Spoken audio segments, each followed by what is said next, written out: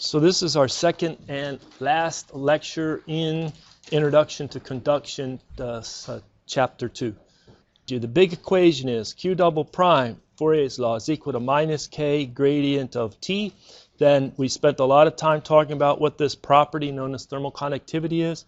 Then we went down to the conservation of energy equation. This is really our fundamental rate equation or constitutive law describing conduction heat transfer. And then our energy balance for you conduction in a solid material is going to be the K times the Laplacian of the temperature plus the volumetric heat source, if you have it, equal to rho C, rate of change of temperature with respect to time. So if it's steady state, this goes away, no heat generation goes away, and you just solve for the temperature profile, you solve the Laplacian. You have to solve this differential equation with initial and boundary conditions.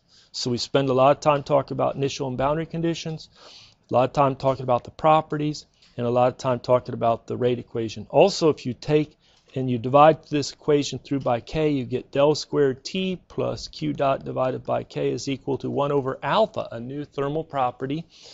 Let's finish out the equation. The partial of T with respect to time. Now, alpha is simply the thermal diffusivity K divided by rho C. That's the whole chapter. That's it. It's not that hard. It's just a lot of math. Just a ton of math.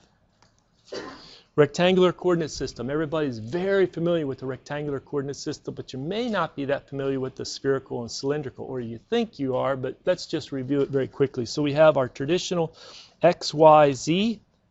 And if I said, here's a point out here, how would you describe that point? You would say, I would tell the location by the distance traveled in the X, followed by the distance traveled in the Y, followed by the distance traveled going straight up in the Z.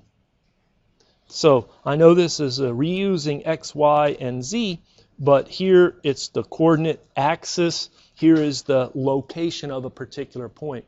So we could talk about, I can talk about the temperature at X, Y, Z, the temperature field. When we go and we want this as our, this Fourier's law, we need to be able to do minus K gradient of T. From memory, you said, I remember how to take the gradient of a temperature or any other scalar field in the rectangular coordinate system. Isn't it the partial of T with respect to xi plus the partial of T with respect to yj plus the partial of T with respect to zk? Sure. What exactly were those ijk? Little unit vectors. You might want to think about putting the unit vectors out there at that point.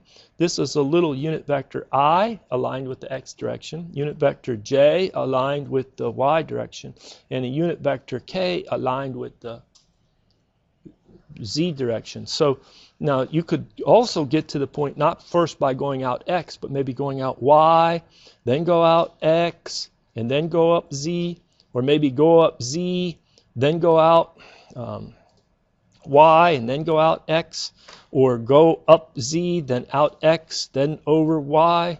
Anyway, this is a rectangle in 3D. That's why we call it the rectangular coordinate system. So once we're familiar with describing points, being able to get the gradient, we also want to be able to use and calculate the Laplacian of a scalar field. In this class, again, temperature is the important scalar field. This is simply the divergence of the gradient, but it's del squared. And where do we use it? We use it in our heat equation. Let me just write it again. K del squared T plus Q dot equal to rho C partial T with respect to time. This equation does not depend on the coordinate system. This equation does not depend on the coordinate system, but when I want to use it in the rectangular, cylindrical, or spherical coordinate systems, I need to be able to describe del squared, or Laplacian of T, as well as del squared in each of those coordinate systems. Well, what is del squared in the rectangular coordinate system? Second derivative of temperature with respect to x squared plus the second derivative of temperature with respect to y squared plus the second derivative of temperature with respect to z squared. Is there an ij or k in the Laplacian? No. But is there an ij or k in the gradient? Sure. All right. So this is what it looks like, cleaned up a little bit. hopefully it reinforces something that you say, this is pretty trivial. I've learned the coordinate system for such a long time. Yeah, great. We're going to just review this cylindrical and spherical as well. But they call it rectangular because you get rectangle to get out to, 3D, parallelepiped really, to get out to a point. And then sometimes you'll talk about the unit vector in the x, the unit vector in the y, the unit vector in z, but everybody uses I, j, k, so it's simplified. Well, what about the cylindrical? Start with the basic origin, x, y, z. If I went out here to a point, would I describe it in the cylindrical coordinate system with what coordinates? It would be the r, the theta, and the z. Now, I'm going to deviate a little bit from the book. The book uses r phi z, but that's not the common in the United States. It's really r theta z, not r phi z.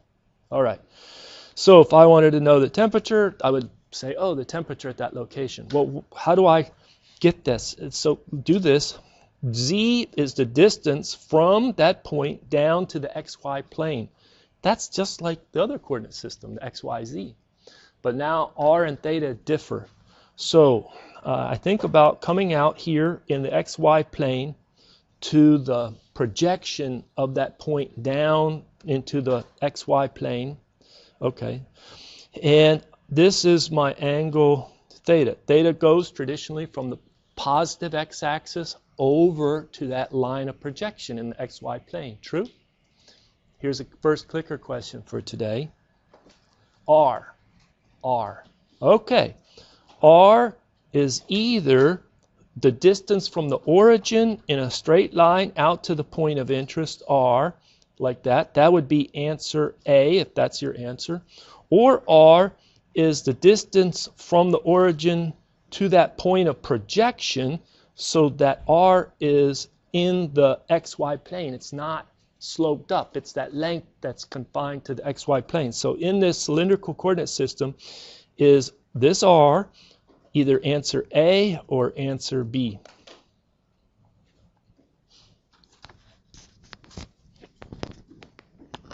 All right, let's go ahead and stop. Well, we'll show the results, and this class is a whole lot better than the other one. Distance r is defined in the xy plane for the cylindrical coordinate system. This is not the definition. Guess what? Those that voted for A, you're a little ahead of us. You're already thinking spherical. You're already thinking spherical coordinate system.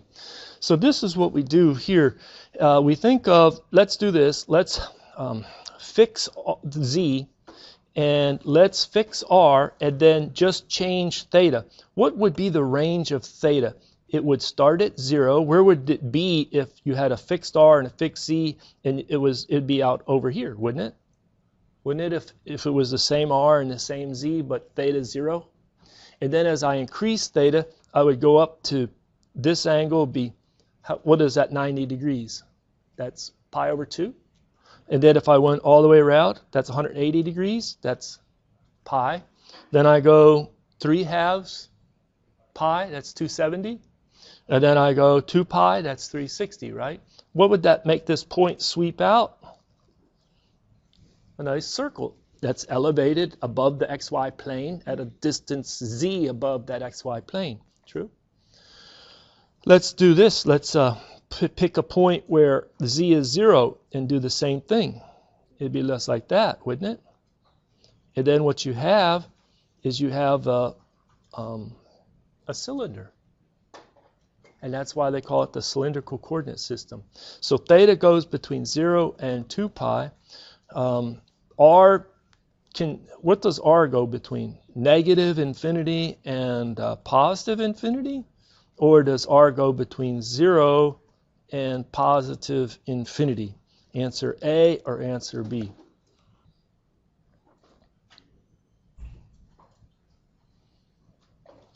All right, let's go ahead and stop it.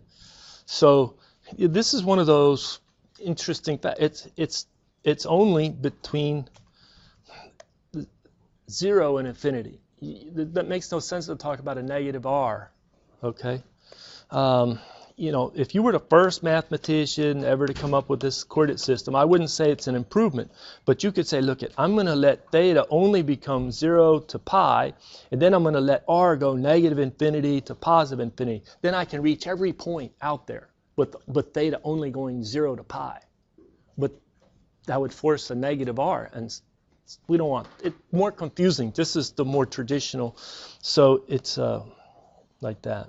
And theta goes between 0. How about z? Is there any restrictions on z? Does z have to be from 0 to infinity, or can it go negative infinity to positive infinity? Negative to positive infinity. All right, so once we have a good sense of our coordinates, we can say, what is our gradient of temperature in the cylindrical coordinate system? It's just the partial of t with respect to r, but it's in a particular direction, isn't it? What is that direction? It's going to be a unit vector changing r only. Plus, then we have the partial of t with respect to theta times something that I didn't put down yet, times the unit vector in the direction of just changing theta, not changing r, just changing theta. And then the rate of change of temperature with respect to z in the e sub z, just changing z. So you come out to this point. It doesn't have to be right there. Maybe I should have drawn it over here. Sorry about that. Clean it up a little bit. So there's my point P. That doesn't make sense now. Let me try and fix this. All right. There's my point, and now I have a coordinate unit vectors. And so what does e sub r look like at this location right here? Well, it would be there, e sub r. It would be in a plane that's parallel to the xy plane. That's e sub r. What about e sub theta? Well, it's in the direction of increasing theta. If I'm leaving r and z alone, it would be tangent to that circular part up there, and it's the e sub theta. And then the e sub z is just changing z alone, e sub z. So as we change the location in the cylindrical coordinates, the vectors change. Not all of them. This one stays the same regardless of where you're at, true? But e sub r and e sub theta change. All right. Did the ijk in the rectangular coordinate system ever change? No, they were always aligned. Okay, I have to fix this. What's missing right here in this gradient? Look at the units. What is the SI units for dt dr? The change in temperature divided by the change in location. Degrees C per meter. How about over here? Degrees C per meter. How about right here? Only that part. Degrees C per change in radian. Radian's dimensionless. Degrees C. So what do I need? 1 over r. And there's the fix. There's the fix. That's the gradient operator. Am I going to rederive this from first principles? I don't have time to go back and do all the math class review, right? This is enough of the math class review. This is, or I make it bold. I make it bold on the next slide. Standard notation for a vector. If we need to use the energy equation in cylindrical coordinates, we need to get del squared t. So this is 1 over r, the partial with respect to r of r partial t with respect to r. That's the first term. There's no I, j, or e's or anything like that here. You just add it to the second term. Then we're going to have the second derivative of temperature with respect to theta. And then you're looking at it. You say, those units have to work. What do you think you divide by? Just look at it right here. What do I multiply? I divide by r squared. That's right. And then the second derivative of temperature with respect to z squared. Do I need to do anything else with that term? No, it's very similar to our z-axis in the xyz coordinate system. So that's our Laplacian. in the cylindrical coordinate system. 99% of the time, this is 0. 99.99% of the time in this class. I don't think you'll find a problem where that's not 0 in this class. If you introduce the cylindrical coordinate system, you're typically having heat flow cylindrically through maybe a layer of insulation on a pipe, from hot inner radius to colder outer radius or something like that. Okay, so this is the one that's used over and over and over again, and it's cylindrical. This is rare also, but this is extremely rare to have a non-zero term there. Just out of curiosity, what would be something that would not? Let's say you had a laser that hit and put a lot of heat on a surface, and you really wanted to know the time variation of the temperature through that cylindrical surface, a solid, by having a very high intensity deposit of heat just on a spot on one side. And yeah, then you're kind of stuck. Before 1970, we were stuck with analytic solutions for a lot of heat transfer problems. But maybe even 60s, I think, computers came out. I don't know. I don't remember, okay? But you kind of imagine no world with before a computer. But if you were going to do a tough problem like that, it would be using a finite element or finite difference software package to help do that. Yeah. All right, so there it is, all clean. So this is the, what was that again? I can't remember. Is that the Laplacian or the gradient? Gradient. And this is the Laplacian, and this is the term that we use. And these terms make it pretty and complete, but very rarely are anything but 0. All right, what's our last coordinate system? Spherical. Now, you do the same thing. Let me just jump to the clean one. You go and you have to struggle with what are my 3 coordinates? R, theta, and phi. Again, I deviate a little bit from the textbook. They switch the location of phi and theta. But I leave theta in the xy plane going over to the projection of that point down. All right? Like that. Now, also what you do is you just play the game. Let's say this. Let's fix R and just vary theta and phi. What do you get if you just trace out for a constant R varying theta and phi? You get a sphere. That's what you get. And so that's what they're trying to show here. So here is a line where you have constant R and constant phi, and you're changing theta going all the way to 2 pi. Here it would be down here. That would be the half of it. You know, everything above would be a hemisphere, etc. You then have R now is that distance from the origin to the location of the point. Sometimes textbooks will use rho theta phi instead of R. So, but this book will just use R.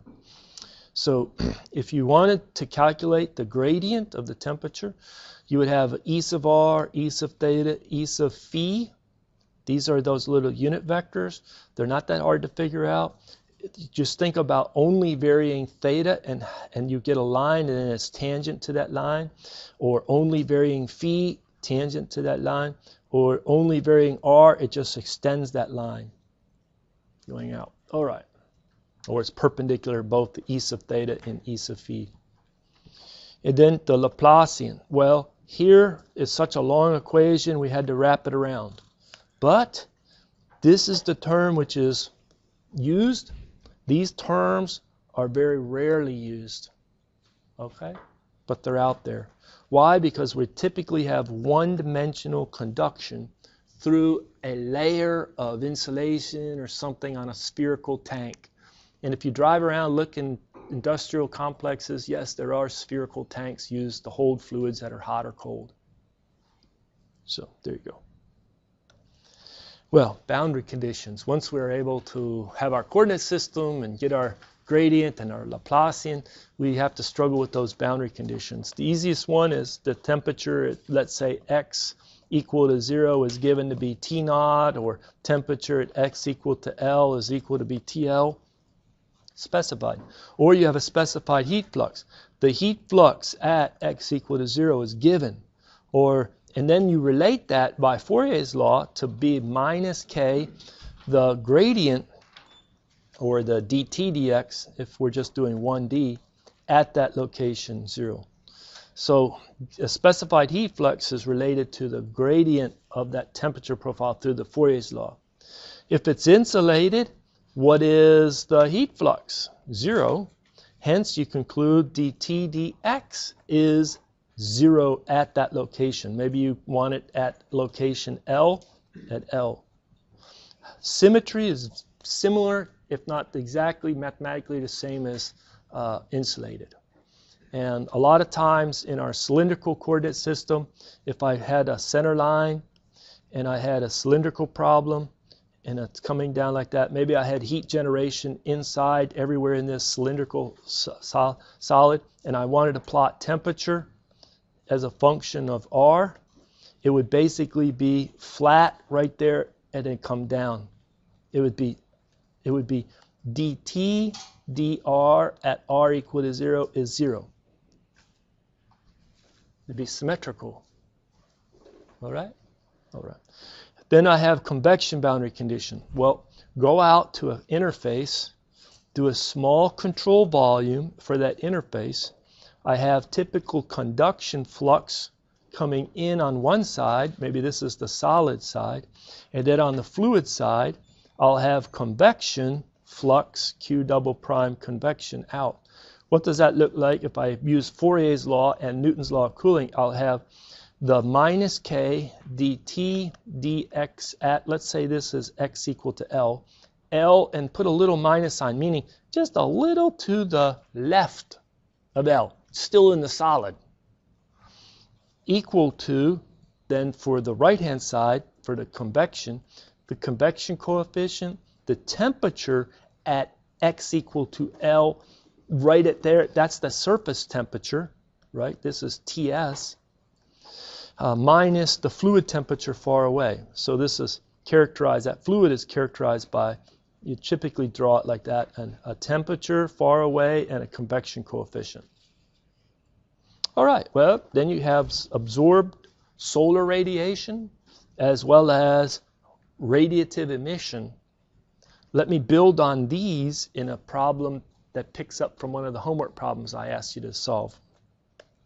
So this is a homework problem. So most of you probably struggle with this. Probably a lot of you solved it, but let me just go through it quickly. So you have a layer of coal. The thermal conductivity of the coal you can look up.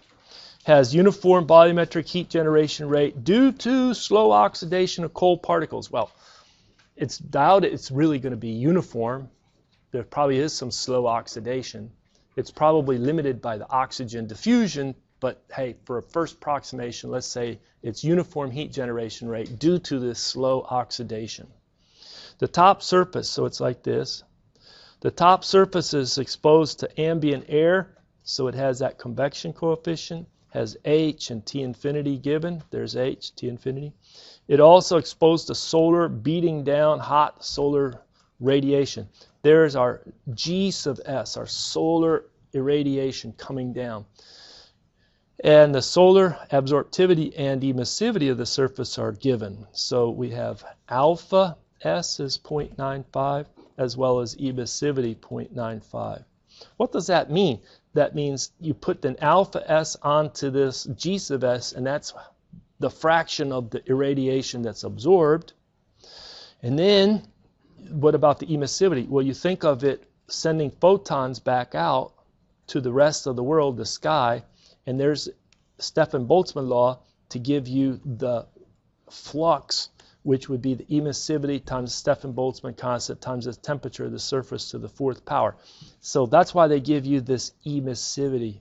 All right, verify that the following equation is a solution to the steady state temperature profile in that layer. Well, this goes back to your math class. And I don't remember, I sure do remember my differential equation class. It was as close to a nightmare as I can imagine the whole semester. right? It was just a big struggle for me, differential equations. I don't know why, but there it was. Okay, but one of the things is I don't remember if you remember being shocked. It's like you're just going to assume a form of the solution and then try it in a differential equation and see if you can match up some coefficients. Like that doesn't seem very algorithmic. You remember that? Anyway, it's the same thing here.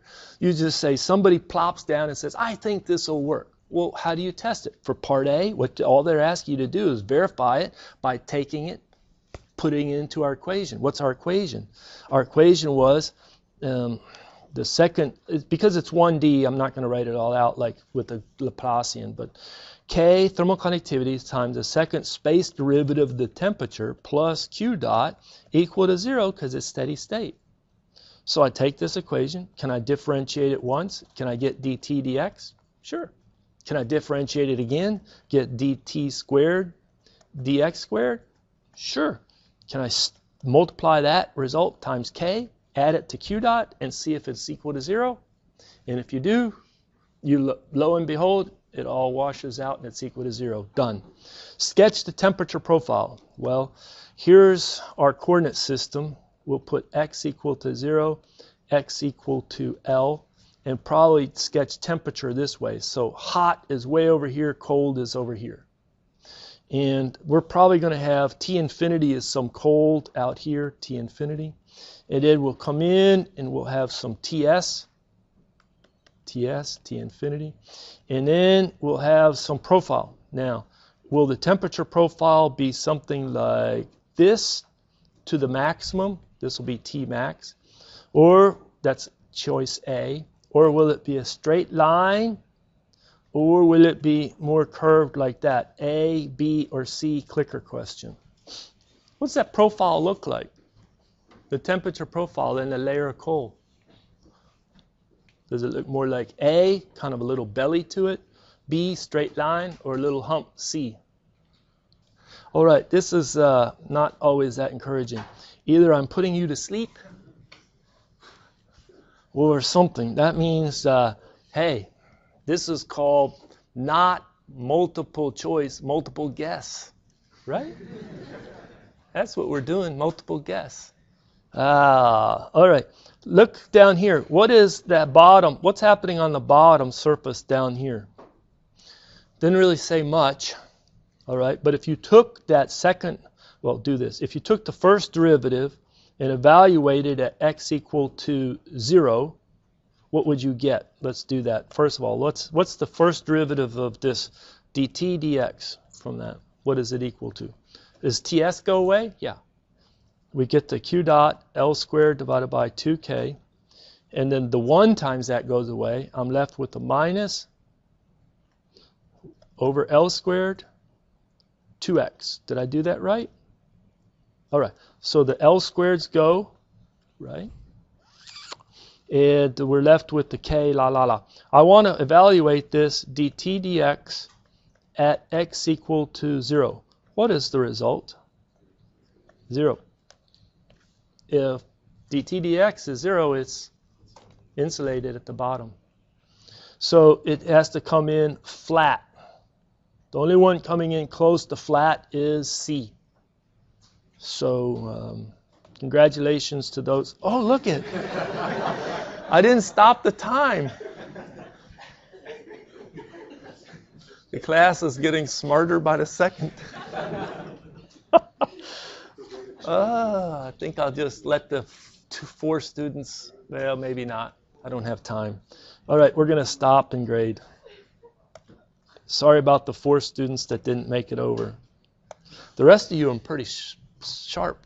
It's C. That's what the profile looks like. Okay, where's the maximum temperature at the bottom? What is the rate of heat transfer by conduction per unit area, area, at x equal to L, up here at the surface? What's coming out of that coal layer as a flux, conductive flux coming out? Well, you would just do this. You would say Q double prime at x equal to L, and then calculate it. Well, we already did the derivative, so, right, you would take minus k times the derivative of t with respect to x at x equal to L. We did the hard work already. You got minus k times a minus q dot. 2 times L divided by 2k. The 2's I should have canceled. The k's I cancel. The minus signs just cancel. So the flux q dot double prime at the L is equal to q dot times L. Make sense?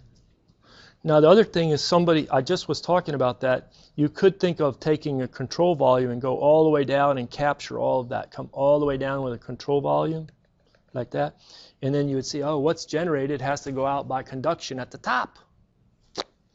That gives you the flux at the top. There's another way of getting it without having the analytic solution to the temperature profile. Anyway, there's our answer.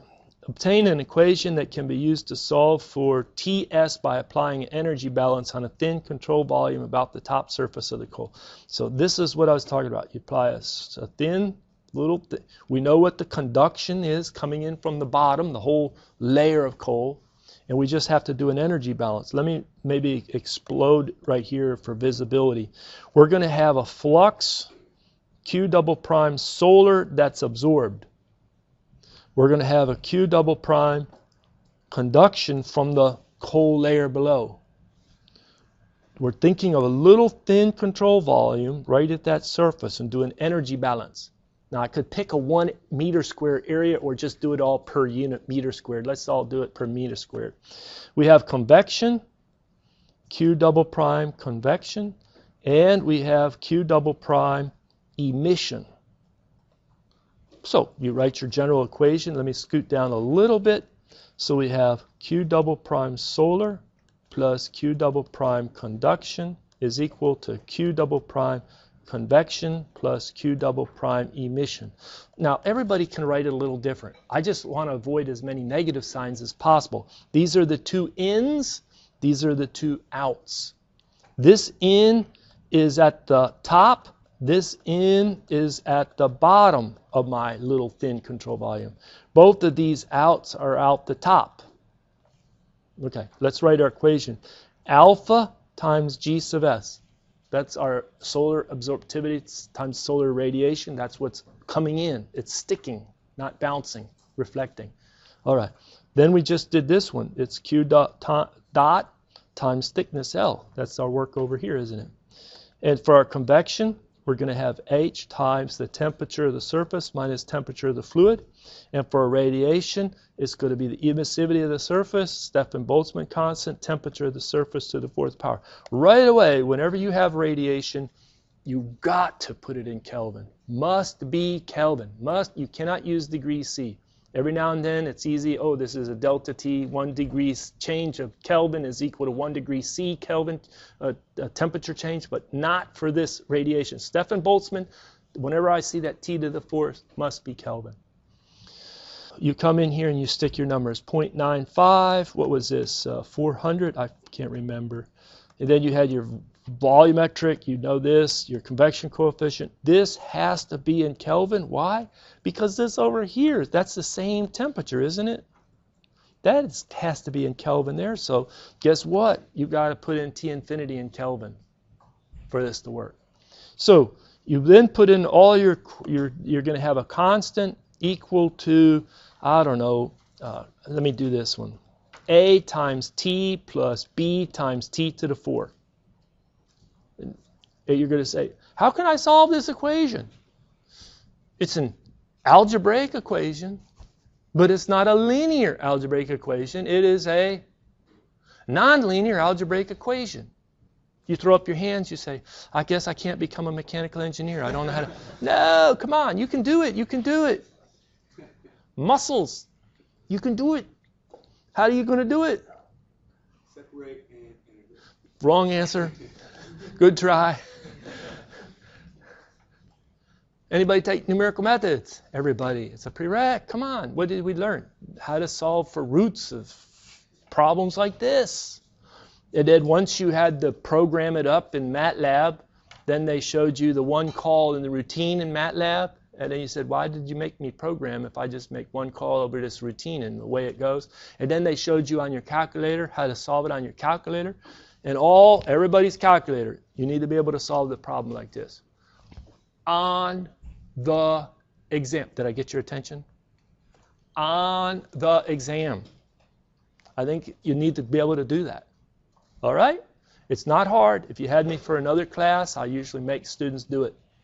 Like, here it is. Be able to solve a nonlinear algebraic equation using your root finding capability of your calculator for an exam on an exam. Got it? All right. So please do that, and then you get the solution for that. I see I'm out of time. Thank you very much for your attention. We'll see you next time.